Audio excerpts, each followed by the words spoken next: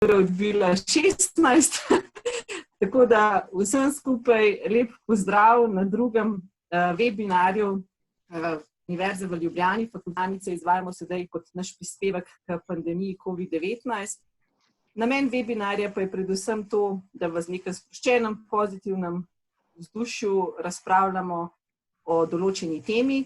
Današnja tema je, kakšne bodo posledice zaradi COVID-19 v javni upravi in kaj lahko pričakujemo. Prav lep pozdrav vsem udeležencem. Naj vam že takoj na začetku povem, da vsi, ki ste se prijavili na ta webinar, lahko vprašanja sproti zastavljate v klepetalnici. Drugače pa mi dovolite, da se najprej predstavim. Jaz sem Maja Klun, prodekanja za znanstveno-raziskovalno dejavnost na Fakulteti za upravo. Moji današnji sogovorniki pa so magister Dušan Hočevar, direktor občinske uprave občine Grosuplje, ki ima dolgoletne izkušnje delovanja v javni upravi, tako na državni kot lokalni ravni. Potem izredni profesor dr. Mirko Pečarič, visokošolski učitelj na Fakulteti za upravo s področja upravnega prava in tudi z izkušnjami dela v javni upravi. Potem pa še moj tretji sogovornik, pa profesor dr. Aleksander Aristovnik, prav tako visokošolski učitelj na Fakulteti za upravo in seveda strokovnjak s področja ekonomike javnega sektorja ter vodja precej projektov povezanih z, kako bi rekli, vrednotenjem delovanja javne uprave. Naj pred zastavljanjem prvih vprašanj mojim sogovornikom rečem eno stvar, in sicer današnja tema je, rečemo, lahko aktualna, mogoče se o njej v javnosti nekoliko manj govori. Gre pa pravzaprav o tem, kakšna je vloga danes javne uprave in ali je javna uprava sploh pripravljena na tak izziv, kot je današnja kriza.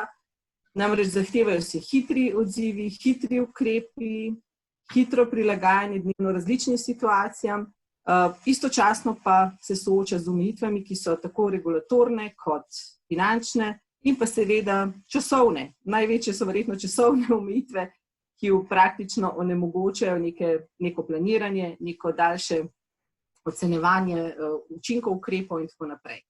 Tako da, če začnemo kar naš pogovor z vsebinskimi vprašanji, recimo, kaj mislite, ali bo tale kriza okrepila vlogo javne uprave, ali se bodo državljani zavedali, da zdaj vsi oči upirajo ravno v to javno upravo, ki zdaj deluje tako ali drugače v teh kriznih razmerah, in ali mislite, da se bo vloga smatrala bolj pozitivna ali negativna v prihodnosti, seveda z očmi govorim splošne javnosti, ne samo strokovne.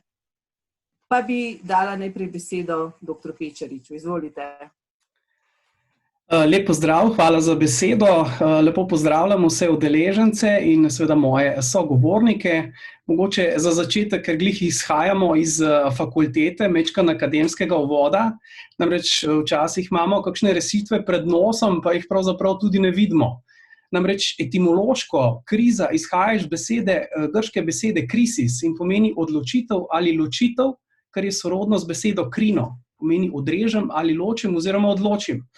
V evropskih jezikih beseda torej pomeni odločilni, kritični trenutek v razvoju bolezni, od tod pa se nekako razširi v težek položaj. V bistvu, in to je to, kar hočem povedati, pa gre še vedno za en temeljni element odločanja oziroma presojanja o tem, kar je pomembno in kar je treba od tega ločiti. Se pravi, vloga države oziroma javne uprave bo tako nasplošno kot v času kriz okrepljena ali pa znižanja glede na učinkovitost pri sprejemanju v danih situacijah, torej primernih, nujnih in sorazmernih odločitev.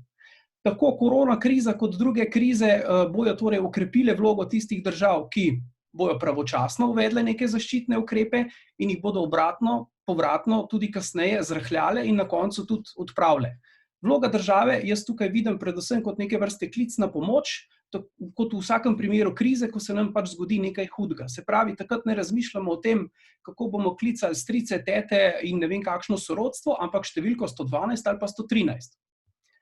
Zdaj, kar se tiče gledanja javne uprave oziroma javnosti na javno upravo, se mi zdi, da je tudi tukaj treba nekako izhajati iz primernosti, nujnosti in učinkovitosti ukrepov. Se pravi, javnost bo delovanje javne uprave videla pozitivno, kjer bojo rezultati primerjalno z nekimi drugimi državami dobro, in obratno seveda, kjer bojo slabi. V javnosti, recimo trenutno po nekaterih raziskavah, se nekako delovanje javne uprave vidi dobro, predvsem v njenem storitvenem, servisnem delu, kot je civilna zaščita, zdravniška stroka, pa tudi policija. Medtem ko v fazi rahljanja ukrepov in oživljanja gospodarstva bo pa bolj kot ta storitveni prišla v poštev ta oblastni del, ki bo moral po eni strani ponuditi dovolj veliko mero opore, hkrati pa seveda omogočati tudi dovolj veliko mero svobode in avtonomije posameznikov. Je pa seveda res, da navadno razmerje med pozitivnimi in negativnimi občutki ni sorazmerno, saj ponavadi potrebno veliko več truda za pozitivno gledanje, ki pa ga ponavadi pokvari že nekaj slabih rezultatov. Se pravi, ko govorimo na splošno v javni upravi, je mogoče v okviru te korona krize pojem mogoče majčkeno preširok, vsaj v dani fazi, ker imamo v mislih recimo samo nekatera področja javne uprave, ne pa vsa, ki recimo danes še niso prišla toliko do izraza, ponekod celo pač delavci delajo od doma, oziroma javni uslužbenci ali pa so celo na čakanju, ne. Zdaj, kar se pa tiče približane vloge javne uprave, bi pa mogoče spet šel majčkeno v zgodovino, ne. Stari Rimljani so rekli acta non verba, torej dejanja ne besed. Ali pa ameriški pisatelj, ta rek mi tako dober bil, zato ga moram povedati, Ralph Waldo Emerson je rekel, da tisto, kar počneš, govori tako na glas, da sploh ne slišim, kaj mi pripoveduješ. In to bi lahko uporabili tudi za javno upravo. Se pravi, javna uprava vse od njenih začetkov nekako temelji na učinkovitosti izvajanja nalog. Se pravi, bolj kot neka deklarativna je tukaj pomembna operativna drža. Bolj kot besede so torej pomembna dejanja, dobra, odzivna, okoliščinam primerna in koristna, jasno glede na neke koristi, ocenjene koristi in izgube. Se pravi, v javnih upravah, ki rešujejo probleme, ki delujejo, so ljudje verjetno tudi bolj zadovoljni. In v tem smislu se mi zdi, da ni presenečenje, da so države z visokim indeksom zadovoljstva ljudi tudi visoko umeščene po lestvici vladavine prava. Njihov sistem enostavno deluje, kar pomeni, da rešuje vprašanja oziroma rešuje težave in odgovarja na odprta vprašanja. Tukaj smo nekako na 44. mestu med ostalimi državami, medtem ko po kriterijih vladavine prava še majčkeno mogoče nazadujemo. Javna uprava, jaz nekako jo razumem, da ima dolžnost, da deluje v okviru zakonitega, uspešno in učinkovito.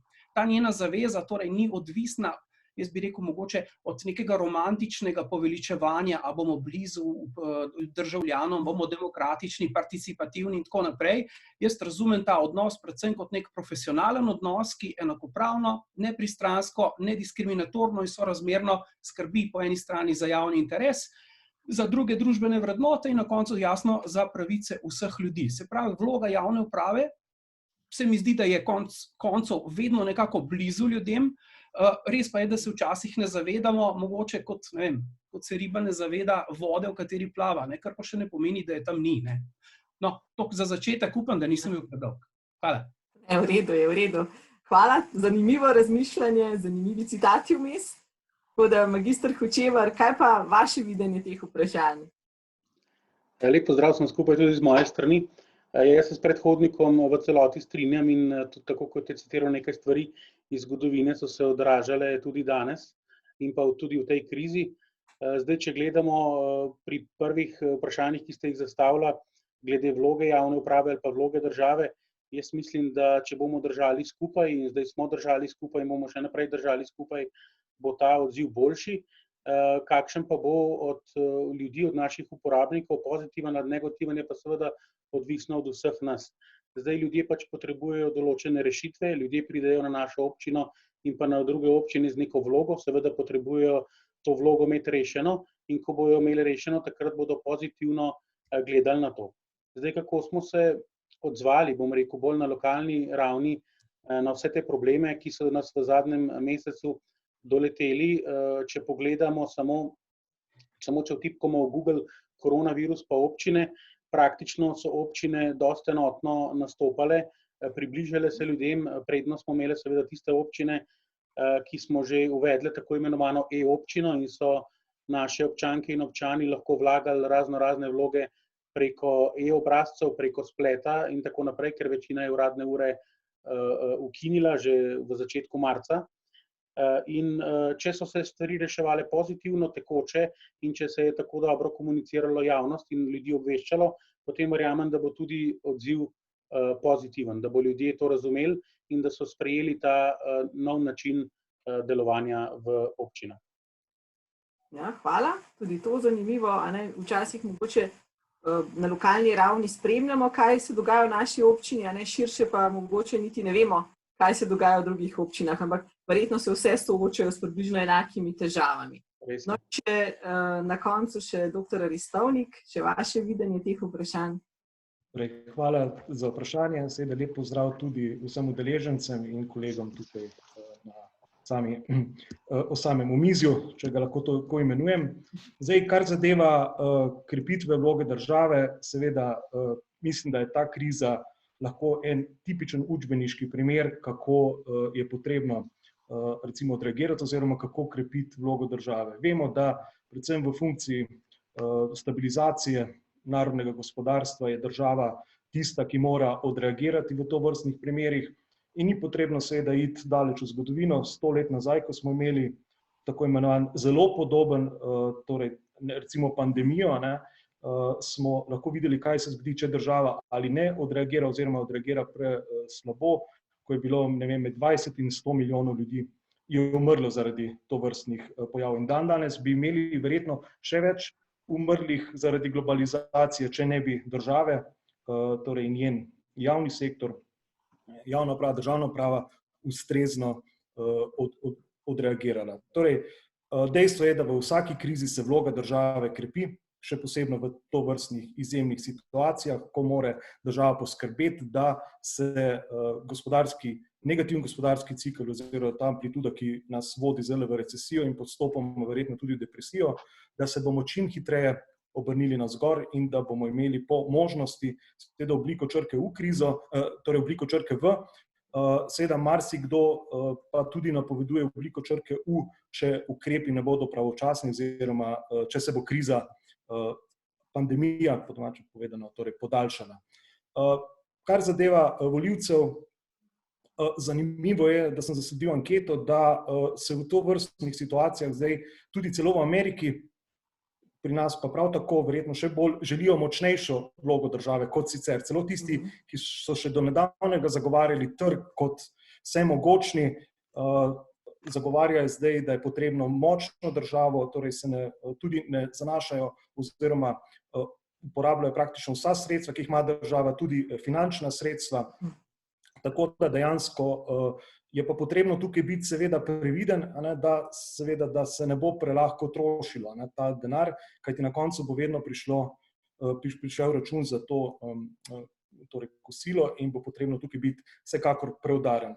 Zdaj, kar zadeva vprašanja glede zaupanja v širše javnosti, kot je bilo že omenjeno, je zanimivo, ravno pred kratkim bila narejena anketa in je zanimivo, da se krepi zaupanje predvsem v ta širši del, recimo civilno zaščito, kar je jasno. Kar je pa zanimivo, je pa, da se je znatno povečalo, skoraj 2/3 prebivalstva zaupa slovenskemu zdravstvenemu sistemu. Torej, pokazalo se je, da očitno slovenski zdravstveni sistem le ni tako torej, šibek, kot se ga je želelo prikazati, pa vendarle, kljub vsemu torej, prebivalstvo zdravstvenemu sistemu zaupa, seveda ne zaupa pa našim politikom oziroma parlamentu, vladi, kar pa seveda tudi pripomore vsakodnevne afere, ki jih vidimo na televiziji, glede zaščitne opreme. Mogoče še za konec, glede približevanja vloge javne uprave. Javna uprava verjetno, vsaj po mojem mnenju, ni bila nikoli tako blizu državljanov. Zakaj? 1,2 milijone ljudi bo dobilo tako ali drugačno pomoč strani države in se je za to pomoč mora zaprositi. In prepričan sem, da marsikdo je zdaj po dolgem času spet v kontaktu z javno upravo in toliko vlog ali toliko kontaktov z javno upravo verjetno v tako kratkem času še nikoli ni bilo. Verjetno bi me lahko, ne vem kdo iz upravne enote oziroma z ministrstva za javno upravo mi to potrdil in vsekakor, sploh pa seveda v času, ko imamo ta digitalna orodja, bo danes seveda to še toliko pomembnejše. Torej, po mojem mnenju je ta kriza izjemno približala vlogo javne uprave in sem prepričan, da so državljani tudi začutili njen verjetno torej njen pravi pomen. Ok, hvala lepa. To je zelo dobra iztočnica za moje naslednje vprašanje. Omenili ste, da zdaj so praktično v javni upravi zasuti z raznimi vlogami, ki so ne samo pač tiste redne vloge, ki jih ponavadi državljani vlagamo, ampak s temi, ki so pač posledica nekih ukrepov, nekih, vi ste prej rekel, kosil, ki jih bomo lahko zdaj dobili. Pa me zanima, dr. Pečarič, a mislite, da je sedaj javna uprava sposobna sprocesirati tako število obrazcev, tako število vlog, pripraviti vse procesno pravilno, pravilne sklepe sprejeti, pravočasno jih sprejeti in tako naprej? Kaj mislite? Ja, vprašanje je kar kompleksno. Vsaka služba, vsak sistem se ponavadi obnaša tako, jaz bi rekel, kot mu dopušča njegova običajna struktura delovanja. Tako kot mogoče, nima mačko smisla učiti, da naj ne lovi miši, ker jih bo, karkoli bomo naredili. In skratka, če je struktura prilagojena nekim normalnim razmeram, mislim seveda tudi na javno upravo, se pač srečamo s težavami vedno, ko se ta normalnost spremeni oziroma podre. Zdaj, tako kot so se otroci nekako naučili, da so lahko računalniki uporabni tudi za kaj drugega kot za igranje iger, bo mogla po moje tudi javna uprava v čim večji meri, tako kot je že sogovornik pred mano omenil, uporabiti neko informacijsko tehnologijo za procesiranje nekih vlog in podatkov. Zdaj, mogoče, če bi šel že ne v to krizo, ampak na splošno, jaz nekako vidim, da bi se lahko ta ideja razvila že z rojstvom. Ko bi otrok mogoče poleg osebnega imena dobil tudi neke vrste digitalno izkaznico, certifikat, karkoli informacijskega bi že v tem zvezi poimenovali, skratka, ki bi njegovim skrbnikom, kot pa tudi seveda staršem samim omogočalo neko varno elektronsko pošiljanje in pa seveda tudi prejemanje vlog. In na področju e-poslovanja se mi zdi, da je treba narediti en korak naprej. Torej, glede na nek prihodnji razvoj poslovanja v smislu e-bančništva, e-uprave, e-davkov in tako naprej, se mi zdi, da bomo šli tudi v smeri e-upravljanja, kjer bo pravzaprav sama informacijska tehnologija, ki izboljšuje javne storitve, po eni strani tudi sodelovala pri upravljanju, kar bojo seveda tudi potrebno jo še vedno nekako upravljati. Mogoče za sedanji čas bi lahko uporabljali rešitve, ki izhajajo, iz digitaliziranih razpisov, ki so prilagojeni za neko avtomatsko obdelavo podatkov in dokumentov, seveda jasno ob varstvu osebnih podatkov. Zdaj mogoče za primerjavo glede obremenitve služb v javni upravi trenutno bi mogoče naredil primerjavo, avgusta 2019 so centri za socialno delo morali rešiti recimo približno 113.000 vlog in odločiti o 180.000 pravicah. Torej v dobrih 2 mesecih so rešili 93% vlog. In recimo sedaj je Zavod za zaposlovanje prejel, mislim, da okoli 33.000 vlog delodajalcev za povračilo nadomestila plače, nekoliko višje oziroma nižje vlog je prejel FURS za odlog oziroma obročno plačilo davka, pa nekaj okoli 12.000 vlog bank za odlog posojil. Se pravi, vse skupaj predstavlja 70% tistega, kar so takrat reševali, torej v lanskem letu centri za socialno delo, zato jaz nekako verjamem, da bojo službe tudi v tej krizi primerno odreagirale in rešile vse vloge v nekem primernem doglednem času. Ok, super, pozitivno torej. Absolutno. Ja, redo. A bi lahko mogoče magister Hočevar dodal, ker ste prej omenil, da na vaši občini ste imeli že prej tako imenovano e-upravo, uvedeno e-občino. A se je mogoče kaj spremenil zdaj ta dotok teh vlog ali pa podobnih stvari, s katerimi ste se prej ukvarjali? Ja, seveda se je povečalo število elektronskih vlog, število plačil elektronskih in vse ostalo. Ljudje so videli, da osebno pač se ne da več stvari urejati. Včasih, ker je občina blizu, je bolj enostavno kar iti na občino, praktično smo skozi odprti, malo še pokramljamo in se stvar uredi. Danes pa tega ni bilo možno več narediti, so se ljudje usedli za računalnik in ravno tako stvar uredili. Tako da jaz to absolutno pozdravljam in kot je kolega prej rekel, še več bo treba na tem narediti, še bolj bo treba ljudem to približati in bolj se bojo ljudje morali tega posluževati in videli, da tudi skozi to lahko speljejo upravni postopek, pridejo do soglasij, pridejo do rešitev. Tisto, kar pač bomo mogli narediti na terenu ali pa pač osebno, bomo pa seveda tudi v upoštevanju zaščitnih ukrepov naredili. Mi smo vse skozi to spodbujali, Recimo en tak čisto enostaven primer, ko smo uvedli parkirne sisteme, smo dali tudi možnost preko mobilnega telefona plačevanja parkirnega sistema, pa se to ni prav dobro prijelo, pa smo potem veliko delali promocije, pa se je počasi malce bolj prijelo. Zdaj pa, ko bodo ljudje primorani, pa bodo seveda uporabljali ta orodja in tudi, kot sem dejal, preko njih prišli do rešitev. Okay, hvala lepa. Ja, v bistvu zanimivo, kar na hitro ena druga situacija. Prej smo rekli, javna uprava precej promovirala e-upravo in razne portale, ki jih ima, pa smo imeli občutek, da je tako malo neuspešna pri tem. Pol so neki taki ukrepi, kot so bili prisilni, da se more samo e-pot uporabljati, pomagali, se potem ljudje zelo hitro prilagodijo, potem jih pa v bistvu čez noč, polovica začne to uporabljati, ki jih prej nikoli ni te stvari uporabljala. Tako da je to zelo zanimivo. Mogoče, doktor Ristovnik, v okviru tega okvira delovanja, zdaj, rekli smo, bili so ukrepi, rekli smo, javna uprava se sooča z nekim enormnim številom vlog, pri pripravi obrazcev in tako naprej, bi imela pač osrednjo vlogo zdaj javna uprava. Zasebni sektor je pa po drugi strani neučakan, čaka navodila, čaka obrazce, čaka obrazložitev postopkov, definicijo upravičencev. Ali mislite, da včasih hočejo to prehitro, ali je to pač stvar zasebnega sektorja, ki se lahko vse malo hitrejše obrne kot javni, ali pa se motimo, da se lahko hitrejše obrne? Mogoče pa tudi to ni v tej situaciji. Torej, hvala za vprašanje. Mogoče najprej, če se navežem na samo e-upravo. Pripričan sem, da bomo zdaj v naslednjih mesecih naredili na področju e-uprave tudi državljani sami več, kot smo v nekaj letih prej. Torej, očitno je bila potrebna neka prisila, na to so nas seveda opozarjali tudi mednarodne organizacije, recimo zelo poznan indeks DESI, torej kako je razvita državna informatika oziroma digitalizacija. Recimo, in je bilo ugotovljeno, da v Sloveniji 90% ljudi, ki ima elektronsko potrdilo oziroma elektronski podpis, torej od 90% ljudi, ki ima to potrdilo, samo 20% uporablja storitve e-uprave. Jaz sem prepričan, da bo ta odstotek zdaj enormno narastel in da se bodo ljudje, ko se bodo enkrat to navadili uporabljati, da bodo seveda to uporabljali. Je pa seveda tukaj tudi država kriva, da ni bilo toliko tega verjetno v smislu usposabljanja, obveščanja, pa seveda tudi glede to, kar je kolega prej omenil, glede enotnega digitalnega podpisa. Ker vemo, še vedno nimamo nekega enotne rešitve, vsak ima neko svojo rešitev, oziroma ali od banke ali od neke druge institucije, tako da tukaj bi se bo verjetno moralo marsikaj narediti.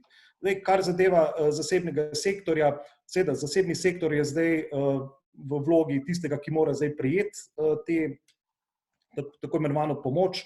Seveda, tukaj je država zdaj sprejela tako imenovane protikoronske ukrepe, ki so v 3 fazah. Seveda ta prva faza, ki je bila najbolj pomembna in je verjetno zelo v tej fazi najbolj pomembna, je ta faza, da se pomaga državljanom in gospodarstvu, v smislu zamrznitve recimo in kreditov in odlaganje plačila davščin in podobno. Tukaj dejansko je pa seveda to recimo za povprečnega državljana zdaj torej ogromno nekih ukrepov in tukaj bo verjetno komunikacija morala biti še boljša, še bolj osveščenosti. Zdaj se pojavlja vrsta svetovalcev, ki to razlaga državljanom, spet neka tržna niša, pa vendarle mislim, da bi tukaj vlada lahko še kaj naredila, še bolj približala recimo državljanom.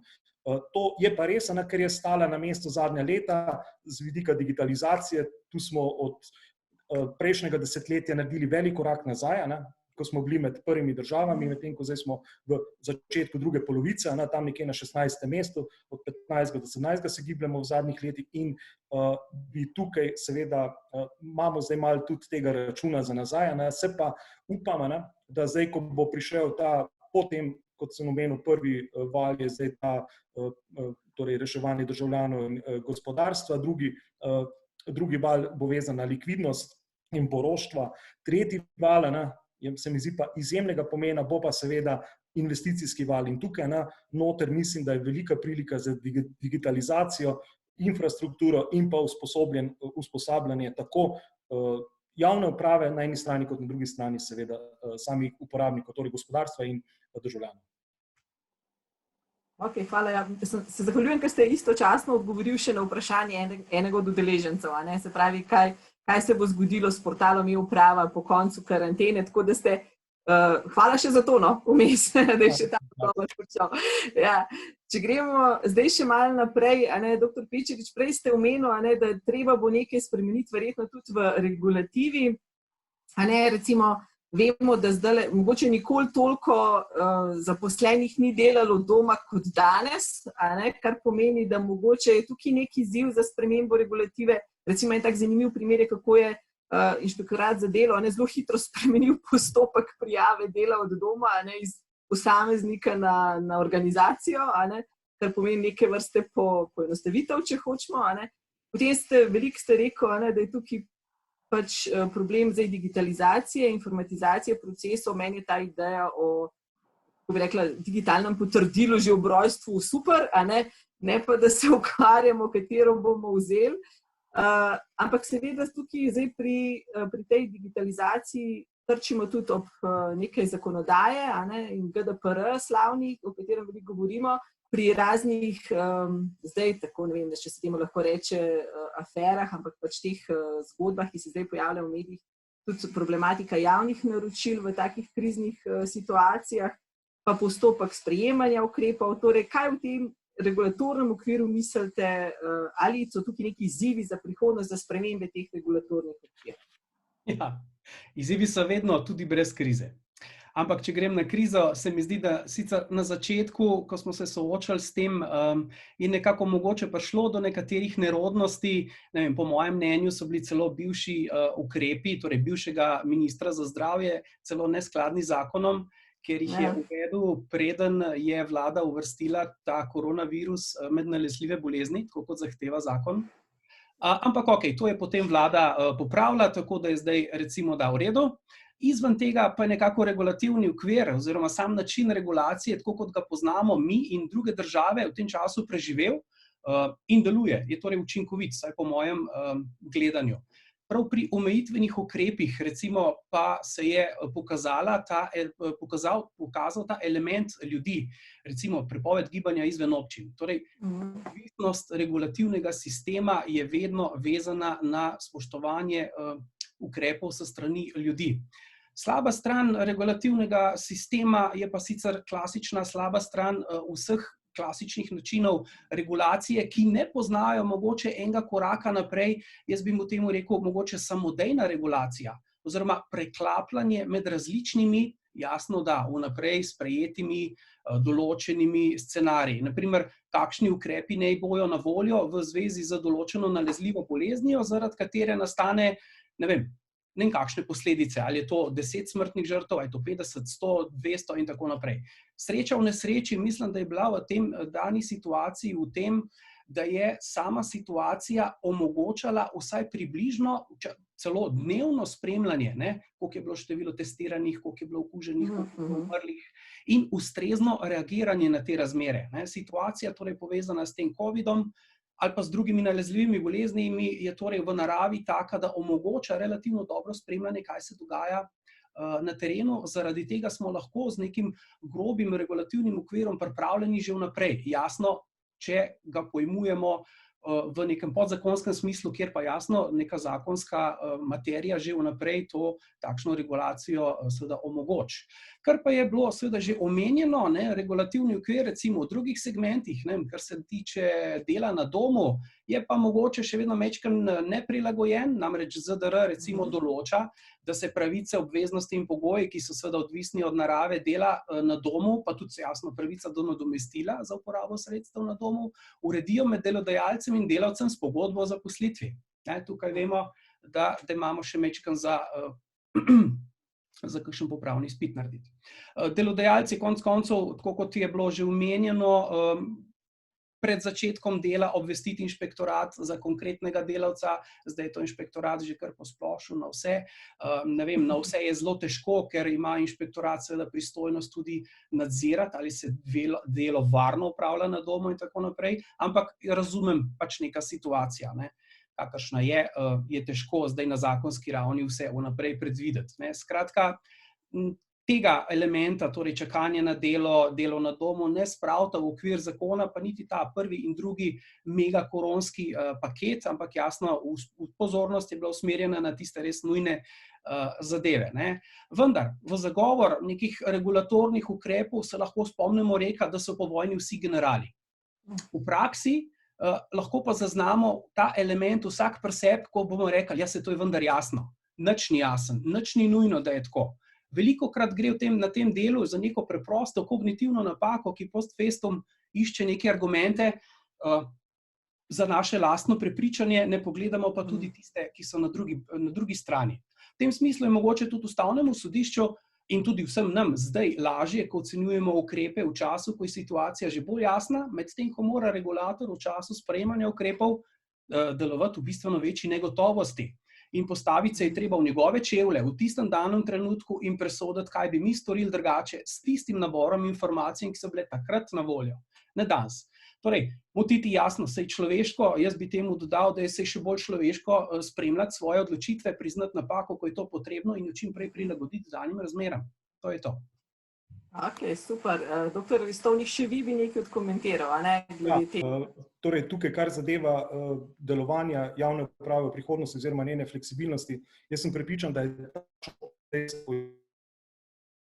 šok, verjetno javna uprava nikoli več ne bo takšna, kot smo jo poznali prej, pred tem, tako kot marsikatero drugo področje, pa vendarle, recimo, vidimo zdaj, torej javna uprava se tako kot sicer seveda se zaveda, da na istem čovnu kot zasebni sektor in v tem kontekstu je tudi zdaj že ministrstvo, ki se zaveda, da bo v tem tretjem paketu torej sprožilo velik investicijski val, tako na področju infrastrukture, kot tudi na področju recimo tehnologije, torej informatike in podobno, se zaveda, da je javna uprava lahko tukaj torej in zakonodajni okvir lahko tukaj kamen okoli vratu. In v tem kontekstu je že danes Ministrstvo za okolje in prostor torej takoj sprožilo iniciativo, da se zmanjšajo administrativne ovire v kontekstu torej pridobivanja gradbenih dovoljenj in prepričan sem, da bo sledilo tudi na ostalih področjih to, torej in če ne drugače, bo ta kriza zagotovo malce prečistila mogoče neke nepotrebne ovire, ki se pojavljajo z namenom, da se reši torej delovna mesta in da se reši torej gospodarska rast. Tako da tukaj sem prepričan, da bo zdaj država se zavedla in da bo postala veliko bolj agilna in odzivna na težave gospodarstva. Ja, v redu, hvala. Ja, verjetno res.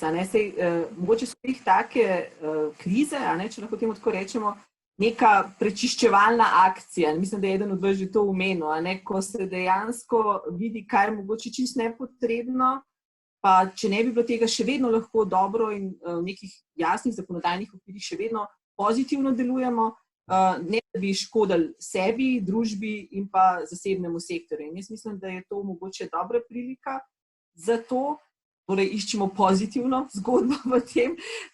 Poleg tega je pa to zelo zanimivo, kar ste tudi vi rekel, dr. Pečarič, da mogoče bi bilo pa treba pripraviti scenarije, kaj pa če se zgodi to, ali potem velja ta člen ali ne velja ta člen, tako v tem smislu, kar je mogoče olajša delo v takih situacijah.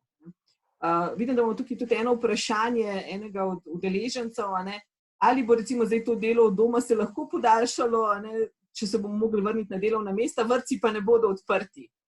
Kako mislite? Recimo, ne vem, to je zelo težko odgovoriti. Vi ste prej rekel, to je stvar pogodbe med zaposlenim in delodajalcem. Če bo torej delodajalec rekel, da ja, bo možno, če ne pa verjetno ne. Ja. Ja, tako je. Mogoče bi nadaljeval z tisto odpravo administrativnih ovir. Je bila, mislim, da tudi omenjena celo gradbena zakonodaja. Moja ideja bi mogoče šla v smeri francoskega modela, kjer bi recimo že zdaj uporabljali tisti del, ko mora občina dati soglasje na projektno dokumentacijo z vidika skladnosti s prostorskim aktom. Potem bi pa mogoče razmislili, kaj pa če gradbenega dovoljenja sploh ne bi rabili v tem smislu. občina bi dala soglasje, potem pa bi zgolj odškodninsko recimo odgovarjal arhitekt in pa jasno nadzornik, da bo zgrajeni objekt, jasno tudi izvajalec del, skladen s prostorskim aktom oziroma tistim, kar je bilo v projektni dokumentaciji. Konec koncev objekt je postavljen, tako kot je danes z gradbenim dovoljenjem, potem pa se redko kdaj zgodi, da ga še kdo preverja, razen seveda, če ima kakšnega prijaznega soseda, kar se tega tiče. Mogoče, kar se tiče te fleksibilne zakonodaje, jaz mislim, da je v vsakem primeru vedno vezana na zaupanje ljudi. Primer tukaj imamo Švedsko, kjer je na podlagi zaupanja ljudi in zgolj danih priporočil mogoče kljub jasno neuvedenim ukrepom število mrtvih na milijon prebivalcev manjše od številnih drugih držav, ki pa so uvedle te ukrepe. Jasno, ne govorim, da bi se lahko mi poslužili primera Švedske, gre pa samo za to, torej, da ljudje gojijo večjo mero zaupanja v javne institucije, ki delujejo, ki rešujejo probleme. In če bi bilo temu tako, bi bila seveda tudi zakonodaja lahko bolj fleksibilna.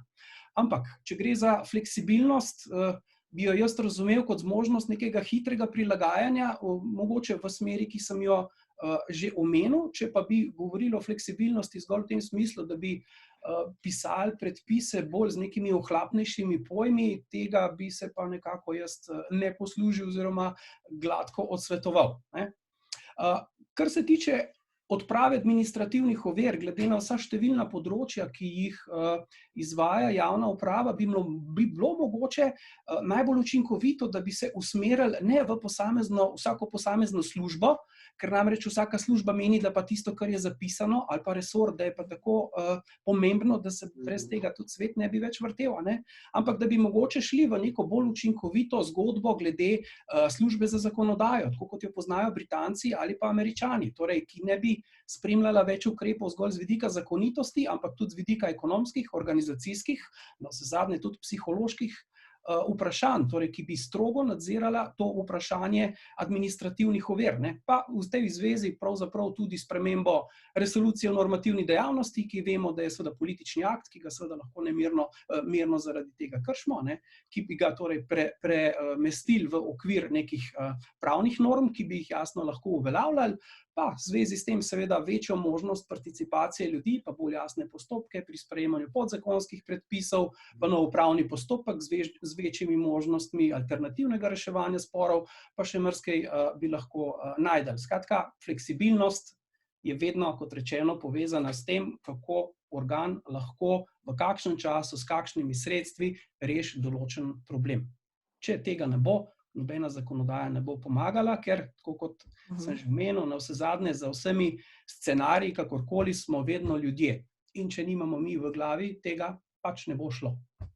Ja, v redu, hvala, zanimiva misel. Torej, magister Hočevar, vi ste želeli še nekaj dodati k temu? Ja, hvala lepa. To, kar je dr. Pečarič povedal, v celoti drži. Mislim, da bi si vsi želeli, predvsem občine, da bi se marsikatera pristojnost občin v kakšnem postopku povečala, da ne bi bila občine samo v narekovajih poštar do države, do nosilcev urejanja prostora in podobnih soglasodajalcev. S tem bi se tudi marsikatera administrativna ovira sigurno umaknila. Zdaj, ta vlada je v koalicijski pogodbi se zavezala, da bo kar nekaj teh birokratskih postopkov poenostavila. Jaz upam, da po koncu te krize da se bo tega lotila in nenazadnje tudi, da bo uradništvo to razumelo. Zdaj, če bo minister si zastavil, da bo neke postopke izpeljal in poenostavil in da bodo tak zakon spisali, da bo to tudi potem v praksi se udejanjilo. In tako kot smo že danes omenili, želim si, da bi ta kriza prečistila in razčistila kar nekaj nepotrebnih stvari. Vemo, s čim se ukvarjamo na dnevni bazi, kaj vse moramo postoriti za docela enostavne stvari in da bi vse skupaj olajšalo predvsem življenje navadnemu državljanu, predvsem pa gospodarstvu. Jaz poznam nešteto primerov, ko zadeve, investicije, razvoj in vse skupaj stoji zaradi raznih, bom rekel, bolj državnih organov kot pa lokalnih. Mislim, da smo lokalne skupnosti v Republiki Sloveniji bolj sposobne razumeti, bolj hitro sposobne odreagirati, seveda za tisto, za kar pač imamo pristojnosti. No, mogoče, če se kar navežem, pa bi potem dala dr. Ristovniku besedo še na odziv, ne vsega skupaj, ampak recimo ravno, ko ste omenjali zdaj ta zakonodajni regulatorni okvir delovanja občin. Ali je ta kriza, koronavirus v bistvu nekako pokazal tudi kakšne druge pomanjkljivosti? Zdaj, če gremo ven iz teh gradbenih zadev, ki niso zdaj direktno povezane s krizo, ampak če gremo na točno to področje, a se je zdaj v tem času pokazalo, kje bi mogla imeti občina večje pristojnosti, kje je bila preveč odvisna od države pri svojih ukrepih, ali pa se je pokazalo ravno obratno, da je pa to dobro urejeno?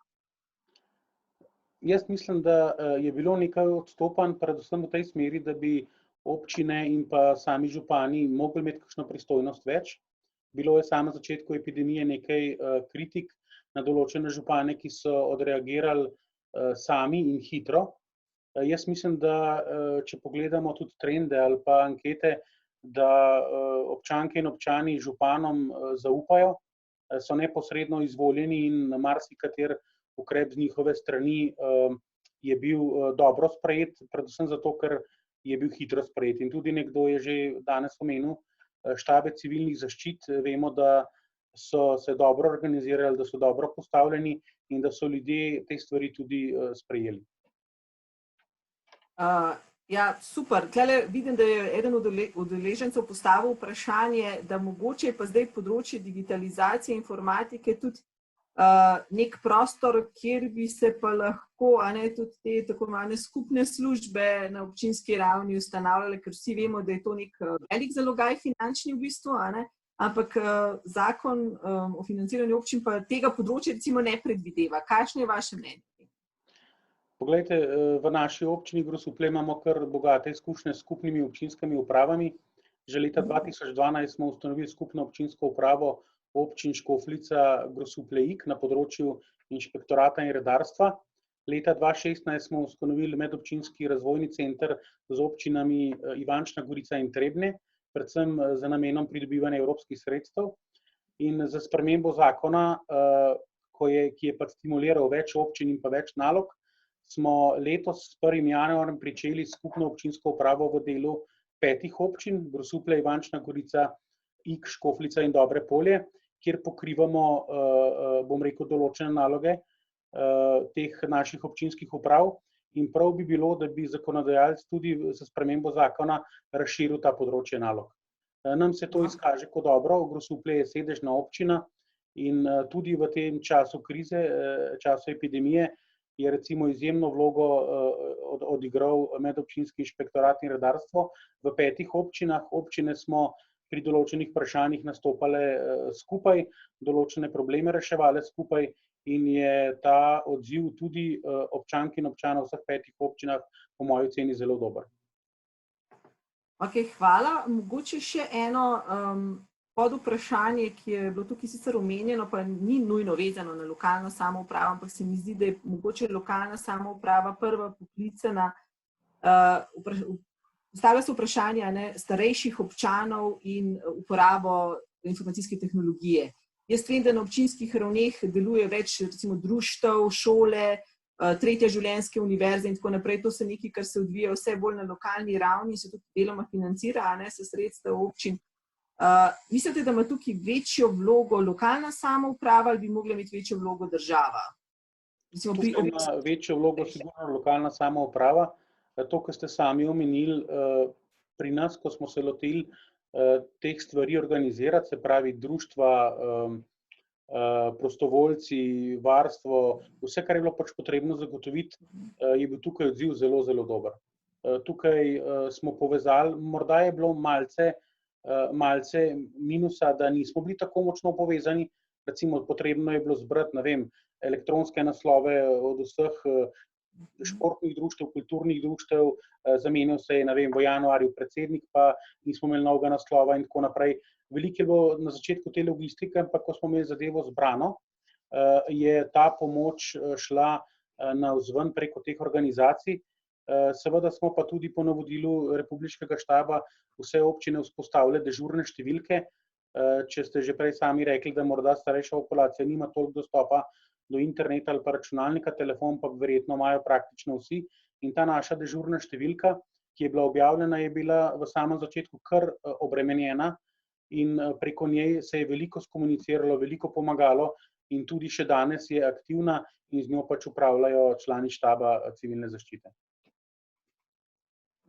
Ja, to verjetno vsi tudi tako vidimo, te stvari, ker mislim, da na neki generalni ravni recimo država lahko nekaj spodbuja ali pa, kako bi rekla, razpisuje neke pomoči društvom, ki se s tem ukvarjajo, ampak če so starejši manj, kako bi rekla, agilni z uporabo informacij, so tudi manj mobilni, se pravi, se zadeva rešiti že na lokalni ravni in jih spodbujati k temu. Pa še družijo se pa lahko, ko se to učijo, tako da jim je dolg čas. Če gremo še naprej na ta ekonomski vidik, ker vidim, da tudi nekateri sprašujejo v klepetalnici. Zdaj vsi vemo, da ta kriza ne bo imela samo posledic na javno upravo, tudi vsi ukrepi, ki jih se zdaj sprejemajo, v bistvu so namenjeni v bistvu državljanom, gospodarstvu, In, doktor Ristovnik, kaj menite? Ali bo v bistvu gospodarstvo hitro se pobrali? Vi ste prej rekel, da upate, da gre za črko V, to vsi upamo, ampak zanima me, kakšno je vaše mnenje o tem, kako bo šlo zdaj z gospodarstvom navzdol, navzgor, in pa predvsem to, če se vsi skupaj zavedamo, da vsi ti ukrepi, ki jih danes sprejemamo, seveda zahtevajo določena finančna sredstva, ki se sama po sebi ne zapolnijo nazaj. Se pravi, bo verjetno v prihodnosti potrebno nekaj več solidarnosti, pa mogoče še kaj drugega. Izvolite. Tako je. Torej, kar zadeva krize, seveda je zdaj vse odvisno od same dolžine pandemije. Zdaj, če bo to recimo z junijem, julijem se končalo in se ne bo ponovilo, potem lahko računamo na črko V. Če pa bo to se ponavljalo v valovih, kakor se napoveduje, in da ne bo cepiva oziroma zdravila še nekaj časa, se pa bojim, da nas čaka najhujša recesija oziroma depresija v zadnjih desetletjih, če ne celo 100 letih. V smislu tega vidimo, da že zdaj samo en mesec, recimo dober mesec, tovrstnega lockdowna, ki ga imamo, povzroča ogromno posledic recimo na samem gospodarstvu. Recimo že samo zdaj, če ste danes zasledili podatke o črnogledih napovedih o več kot 1000 odpuščenih oziroma predvideno odpuščenih v Gorenju, potem tudi, da ne govorim seveda o storitvenih dejavnostih, ki so zdaj, ljudje so doma.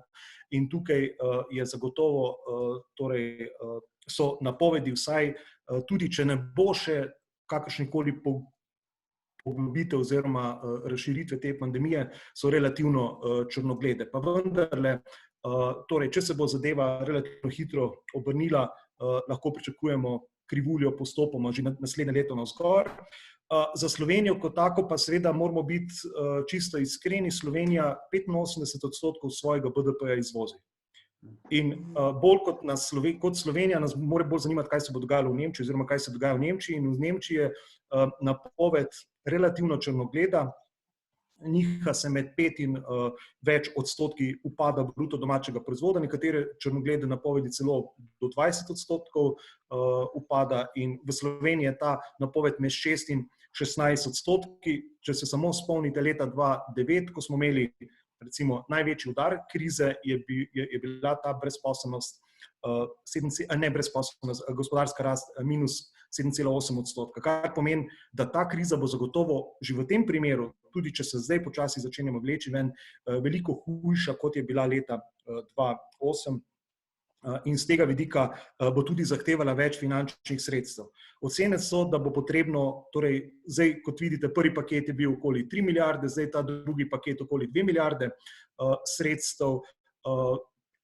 Če vemo, da je državni proračun okvirno okoli 10 milijard, vidimo, da že kar recimo 50% proračuna bi moralo iti za te ukrepe, kar vemo, da je to nevzdržno, je pa seveda nujno, da se seveda preudarno ravna s tem denarjem. In tudi ocene so, da bi morali dati zdaj v gospodarstvo nekje 1,5-krat, če ne celo 2-krat toliko, kolikor se pričakuje upad. Torej, če se v Sloveniji pričakuje, da bi upad bil 10%, bi morali dati v gospodarstvo v letošnjem letu okoli 20% bruto domačega proizvoda.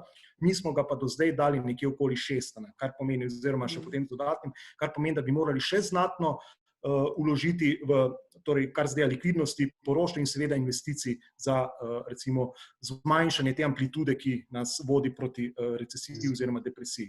Tako da z tega vidika smo relativno pred prelomnim obdobjem. Jaz mislim, da vlada tukaj relativno dobro reagira, je pa seveda vprašanje, predvsem koliko časa bo to potrebno in torej v kakšnem obsegu bo gospodarstvo udarjeno. Edino to bi še dodal, da imamo eno srečo v kontekstu naše strukture gospodarstva. Samo pogledajte naše sosede Hrvate, so 20% BDP odvisno od turizma. In če turizma ne bodo imeli znatno večji pad. Tu smo Slovenci mogoče malce na boljši situaciji, BDP za turizem gre okoli 12%, pa vendarle bo potrebno razmišljati, kako je že bilo prej omenjeno, vrsto stvari in države oziroma gospodarstva, ki so digitalizirana, bodo zmagovalci te krize. In tukaj, ponavljam, smo naredili napako v zadnje desetletje, da smo tako javno upravo, kot tudi celotno gospodarstvo premalo digitalizirali, predvsem pa premalo dali v infrastrukturo in usposobljenost torej prebivalstva in tudi gospodarstva. Se pa zdaj hitro učimo, ne? Kako se temu reče? Zdaj se hitro učimo, pa ugotavljamo, kje nam manjka, kaj nam manjka. Učenje nas bo drago stalo. Ja, to je tudi res, ja. Tako da, no, ampak to je v bistvu nekaj, kar je zelo dobro vedeti, ne? Se pravi, mogoče pa ta kriza pokazala, kam bodo šle zdaj investicije verjetno v prihodnosti, a ne? Kje bi mogla biti osredotočena investicija, ne? No, mogoče magister Hočevar, vi povejte, kako vi vidite to? Ja, mi vidimo na občinah predvsem, da bo potrebno operativni program za evropska sredstva spremeniti. Mi vemo, da je šlo v zadnji evropski perspektivi od prejšnje precej iz infrastrukture v neke tako imenovane mehke vsebine.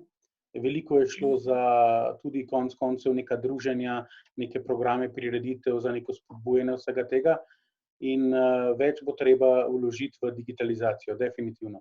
Več denarja za te stvari. Je pa res, da mi, ko razmišljamo, recimo občina Grosuplje je vseeno neka solidna občina, imamo preko 21,000 prebivalcev, tudi pri nas v občinski upravi je skupaj za skupno občinsko upravo skoraj 40 zaposlenih. Ko pa pogledamo neke male občine, ki imajo vsega skupaj 5 ali 6 zaposlenih, kako pa bodo tam šli v narekovaju korak s časom, korak z digitalizacijo in vse skupaj. Zato jaz pogrešam neke enotne rešitve čisto na nivoju države. Ko se pogovarjam s kolegicami, kolegi na drugih občinah in ko vidimo tudi tam, kjer je, bom rekel, posluh in pa dovolj denarja za te stvari, vsak gleda v svojo smer, vsak gleda drug program, vsak gleda, bom rekel, drugega ponudnika. Tukaj bi bilo stvari vseeno do neke mere potrebno poenotiti in pa predvsem dati precej višjo predstavo glede hitrosti na tem področju. Ja, hvala. To je pa smo spet pri regulativi, a ne, doktor Pečarič? Ja, dajmo nadaljevati mogoče v zvezi s tole informacijsko tehnologijo, pa če se navežem kar na 2 vprašanja v naši klepetalnici glede e-volitev oziroma na splošno uporabe informacijske tehnologije. Jaz mislim, da tukaj spremembe vsekakor niso samo zaželene, ampak bojo mogle biti uvedene. Skratka, predpogoj pa je seveda ta neka digitalna možnost opismenjevanja oziroma opolnomočenja državljanov, kjer bi take ukrepe lahko seveda s časoma približali v smeri e-volitev. Zdaj, eden glavnih razlogov je bil, oziroma nekateri mislijo, da starejša populacija tega ni vešča, ampak konec koncev saj ne bi šlo recimo za čisto ukinitev klasičnih volitev, ampak konec koncev, tako kot je kolega omenil, saj danes imajo že vsi pametne telefone, ne. Okay. Če bi začeli z nekim širšim digitalnim opismenjevanjem ljudi, ki bi lahko elektronsko podpisali nek dokument, ki bi ga prejeli v varen predal, brez nekega fizičnega pošiljanja, da tukaj sploh ne govorim o nekih možnostih drugačnih oziroma bolj bolj opolnomočenih programov, aplikacij, ki bi omogočali recimo kaj več kot zgolj gledati, kaj je kdo zaslužil, ne? Recimo aplikacijo Error imam tukaj v mislih, ne? Bi naredili recimo velik korak naprej. Recimo tukaj mi pride na misel recimo povezava elektronska med AJPES-om, med inšpekcijo za delo, med Zavodom za pokojninsko zavarovanje, med Zavodom za zdravstveno zavarovanje, ne? Kjer bi program lahko javljal, kdo je kolikrat ustanovil kakšno podjetje, lastnik, koliko drugih družb je, kdaj je prijavil ali pa odjavil kakšnega delavca, koliko časa je bil prijavljen, pa pol spet objavljen, koliko časa kdo upravlja delo, ali pa kater SP prejema non-stop plačila samo od enega izplačevalca, kar bi že zdavnaj sodilo v okvir definicije delovnega razmerja in tako naprej. Skratka, možnosti so velike, tukaj pa mogoče zanimiv izziv, mogoče predvsem bolj za psihologe, pravzaprav zakaj to vemo, pa se tega ne poslužimo. Konec koncev tudi ko Računsko sodišče, bi rekli, peš zbere podatke o višini prejemkov direktorjev javnih podjetij, bomo nekaj cajta jambrali, par dni, pa bo pa karavana spet šla naprej, ne. Ampak v vsakem primeru glede te digitalizacije, mislim, da je trenutno zelo dobra priložnost za oživitev ideje o nekem krajšem delovniku oziroma v večjem obsegu dela na domu, kar bi lahko vodilo v neko manjšo obremenitev prometa, pa manjše potne stroške, pa manjše onesnaževanje, zeleno naravo, večjo decentralizacijo oziroma koncentracijo ljudi v svojih matičnih občinah, jasno, ob konkretno določenih nekih delovnih nalogah in pričakovanih rezultatih. Skratka, možnosti so velike, fenomen je seveda v tem, da jih nekatere rešitve poznamo, pa se kar konec koncev ne da. Mogoče žogica na lokalno samoupravo, pa ne v slabem smislu, ne? Koliko časa se občine prepirajo za višino glavarine, zdaj pa brez problemov vlada dvignila zadevo za 30 evrov, če se ne motim. Hvala Bogu, ampak hočem reči, ne, včasih je potreben en preskok narediti. Okay. Ja, hvala za to misel. Sicer nekaj vprašanje tudi še v naši klepetalnici, čeprav se nam bo počasi čas iztekel, ampak če se mogoče malo osredotočimo na to vprašanje, ne, teh zdaj tudi ukrepov, ali so v nekih zakonskih regulatornih okvirih. Mislim, da ste že prej odgovorili na to vprašanje. Mislim, da tako dr. Ristovnik kot dr. Pečevic sta na to deloma odgovorila, ko sta rekla, da gre za to, da pač z ukrepi moraš postavljati tudi neke meje, se pravi, vsaka regulativa postavi mejo, kje, kdo, kaj, komu, kaj, a ne? Zdaj, seveda, to ima vedno posledice, da vsi ne dobijo toliko, kot bi si želeli, ali pa nič, a ne? Je pa res, da ne moramo pa pričakovati, da se bo zdaj za situacijo vsakega posameznika posebej ukvarjalo. Nekaj to potem pa še, lahko rečemo, je dodatna administrativna ovira, ne? Ko spet moraš preverjati 1001 situacijo vsakega posameznika, kako rešiti zdaj njegovo konkretno situacijo, ki ni primerljiva z nekom drugim. Ampak to moramo vedeti, da gre za velik obseg ukrepov, za velik obseg pravic, za zelo veliko število upravičencev. In če bi se spuščali v podrobnosti, kaj sedaj je, ne vem, bolj primerno, pa kaj bi bilo boljš, pa kakšen znesek bi bil bolj pravi. To bomo po bitki, ki bodo vsi generali, bodo točno vedeli. Ne? Trenutno pa pač toliko zmoremo in mislim, da je dr. Ristovnik že lepo povedal, ne? Tudi v proračunu so določene meje. Vsi vemo, da vsega se pa le ne bo dalo plačati, ne? In seveda, tako je kot pri vsakem zadolževanju, ne, se na koncu dolg more vrniti, ne, tako ali drugače.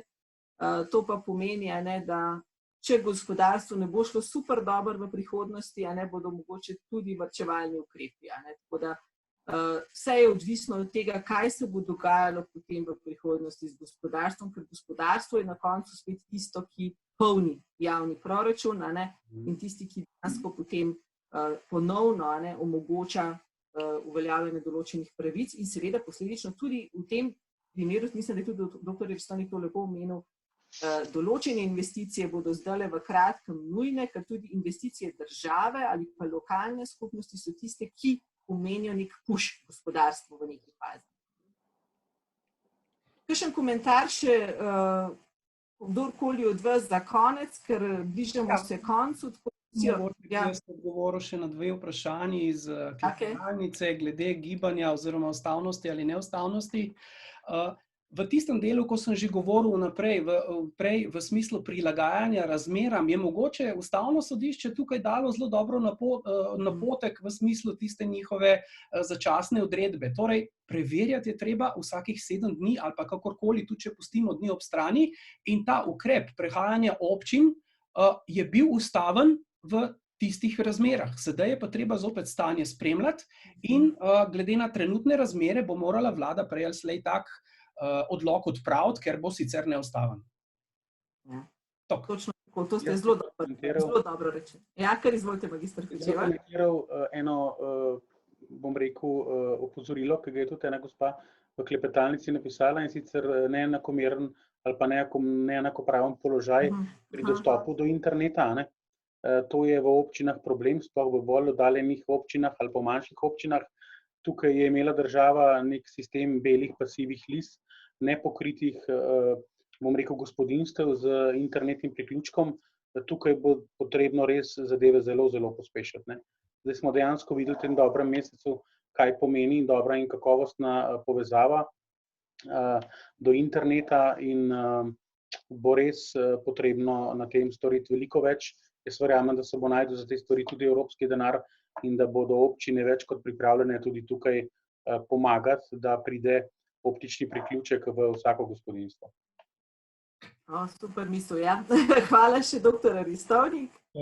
Tule je bilo eno vprašanje glede davkov, ali lahko pričakujemo višanje davkov. Višanje davkov je že tukaj.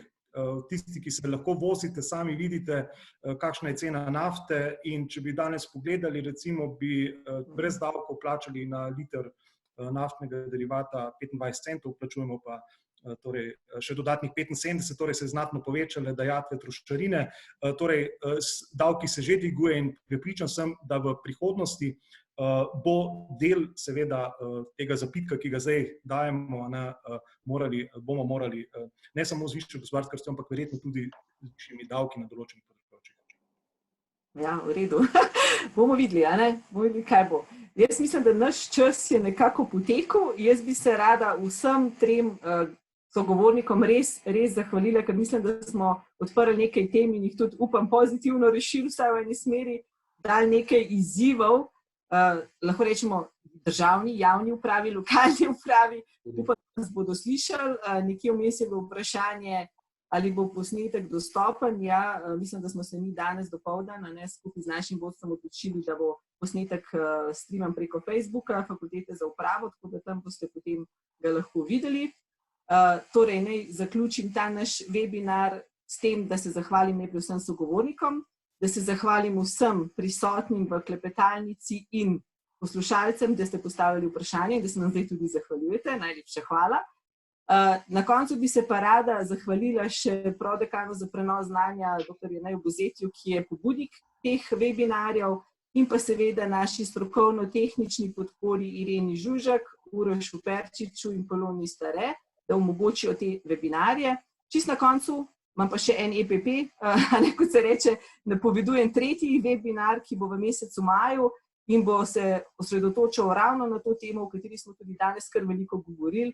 To je digitalizacija storitev v javni upravi in izzivi zaposlenih s tem.